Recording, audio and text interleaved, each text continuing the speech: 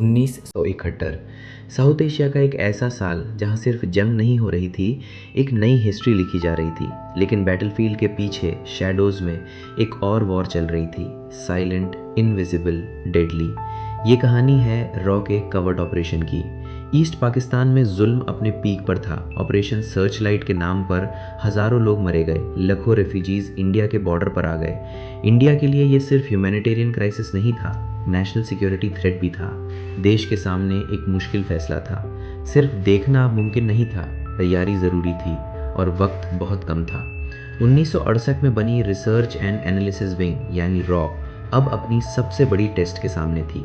Secret rooms में plans बन रहे थे, एक साइलेंट मिशन शुरू हो चुका था। वॉर ऑफिशियली शुरू होने का वेट नहीं किया गया, बैटलफील्ड को पहले ही शेप देने का फैसला हुआ। टारगेट्स क्लियर थी, सप्लाई लाइंस तोड़नी थी, सिस्टम को वीक करना था। रॉ ने सीक्रेटली रेजिस्टेंस फाइटर्स मुक्ति बाहिनी को ऑर्गेनाइज और ट्रेन करना शुरू किया। बॉर्डर कैंप्स में वेपन्स दिए गए, गरिल्ला टैक्टिक्स सिखाई गई। हर वॉलंटियर अब एक सोल्जर बन रहा था। इन जवानों के लिए ये सिर्फ वॉर नहीं थी, ये अपनी मिट्टी, अपनी पहचान और अपनी आज़ादी की लड़ाई थी। रात के अंधेरे में कवर्ड मिशन लॉन्च हुए, रेलवे ट्रैक्स टारगेट बने, एनिमी सप्लाईज रोकने का वक्त आ चुका था। एक जोरदार धमाका और सप्लाई ट्रेन तबाह हो गई। हर ब्लास्ट के साथ एनिमी और कमज़ोर होता गया।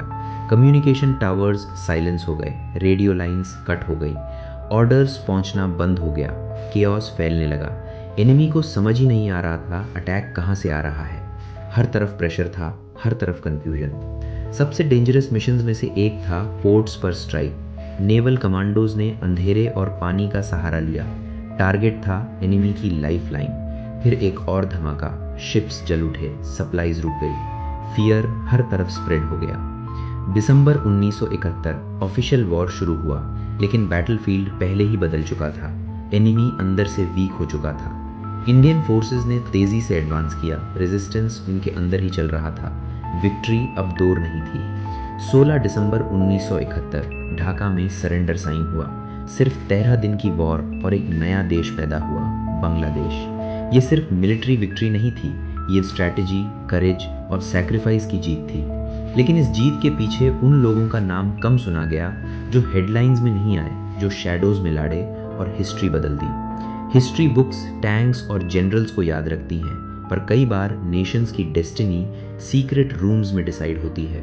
1971 की जंग ने दुनिया को एक नया मैप दिया और रॉ ने प्रूव किया कि कभी-कभी सबसे पावरफुल वेपन साइलेंस होता है।